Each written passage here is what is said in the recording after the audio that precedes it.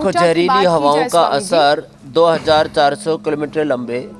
स्वामी जी, एक मैं और जी मेरी बहन, अपनी बात आपके सामने रख लूं। एक बैक्टीरिया है गट माइक्रोबायोटा।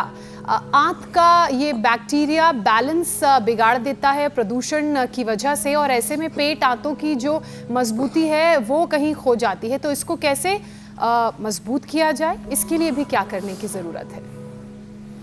माइक्रोबायोटा ऐसे ठीक होगा, पेट के अंदर करीब 2 किलो गट बैक्टीरिया होते हैं, 2 किलो, और उनकी संख्या जो है मिलियन में नहीं, बिलियन में नहीं, ट्रिलियंस में होती है, ट्रिलियंस में।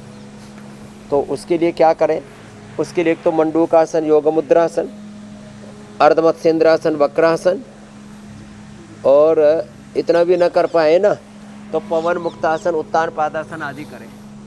ये एडवांस योग करने के लिए तो भाई देखो, अब इतना सुंदर निसर्ग, इतने सुंदर झरने, इतना सुंदर योग जो यहाँ पर हमारी श्रद्धामयी बेटियाँ कर रही है, इतना ना हो पाए तो ऐसे ही कर लेना।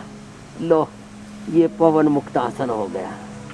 सहज योग कर लो, जिनसे कठिन योग, एडवांस योग ना हो पाए, देववीरा जी की तरह, देव स्तुति जी की तरह, देववाणी जी की तरह, तो वे सहज योग, पवन मुक्तासन, उत्तान पादासन, 1-1, 2-2 मिनट, और लीवोग्रिट ले ले, खाली पेट लीवोग्रिट 2-2 गोली खाने के बाद। लीवामृत, और कॉन्स्टिपेशन है तो अभयारिष्ट, कोलाइटिस है तो कुड़जारिष्ट, आंतों में थोड़ी सूजन भी आ जाती है उल्टा पुल्टा खा के तो पुनर्नवारिष्ट, हाजमा गड़बड़ हो जाता, गड्ढा हो जाता तो कुमारियासव या द्राक्षासव, पेट में कीड़े पीड़े भी हो जाते हैं तो विडंगासव, और ताकत नहीं रहती है तो अश्वगंधारिष्ट, और माँ बहन बेटियों के लिए तो 10 मूलारिष्ट, और नींद बढ़िया आएगी द्राक्षासव।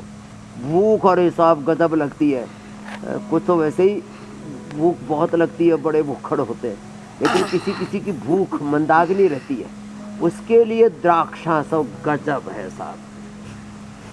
और देखो, ऐसे ही ये जब बाढ़ त्योहारों पर ऐसे ही लालच में, या मनवार बोलते एक राजस्थान में, अरे एक और खा लो, एक गोलगप्पा और, एक जलेबी और, एक लड्डू और, थोड़ी सी एक पूड़ी और, ऐसा कर करके लोग खूब ठोक देते हैं।